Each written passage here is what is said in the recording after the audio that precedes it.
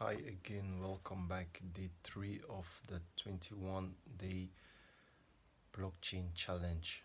Um, I'm a little bit ill today, so I'm sorry if my voice and my mood is a little bit off, but I'm still going to do my best in order to deliver the content. So let's move on. Today's homework is on high availability. So there are two questions. Question number one: why is it important for blockchain technology? Let me rephrase. Why is it important for blockchain networks to be high availability networks? I'll say this comes down to global scaling. So if blockchain is to be used on a global level, um,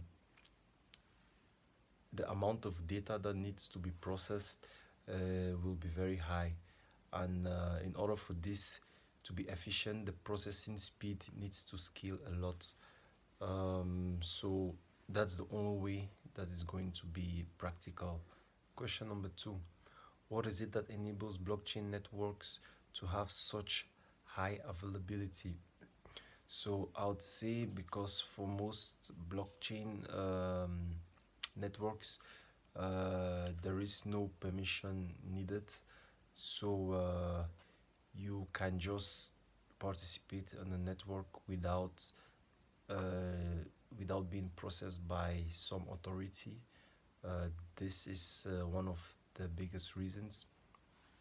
And blockchain is also free from space and time, so you can choose when to participate. It doesn't matter where you are in order for you to participate. uh, I would say those are my answers on high availability. um, the next homework is on finality. So here there are also two questions as well, so let's dive right into it. Question number one: what do we mean when we say that blockchain has transaction finality immutability? Well, I would say that once you execute a transaction, you cannot reverse the action. You also cannot edit the executed action. So the this is the best way to explain this. So you cannot change what has been done.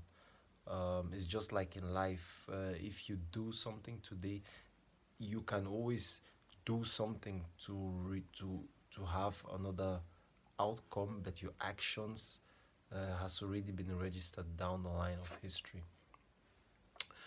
Question number two: how does this lead to the trustless environment that blockchain creates?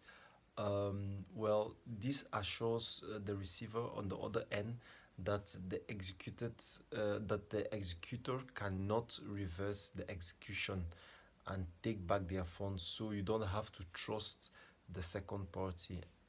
You just only have to trust the network. Take for example, like if you use PayPal to send money to another party, well, within the PayPal system, it is possible to reverse the transaction. With the network, it is not possible.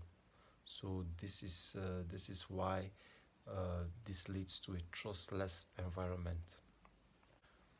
Homework on blockchain 1.0 and Bitcoin. Two questions in this section. Question number one: how does Bitcoin utilize the blockchain?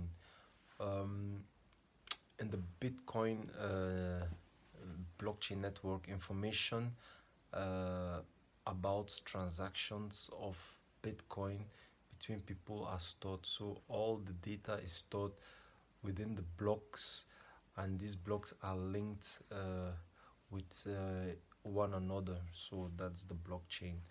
Um, Question number two: why is the immutability aspect so important in Bitcoin? Well, Bitcoin is directly associated with finance, with funds, money, or currency. Let's say, to be specific, digital currency.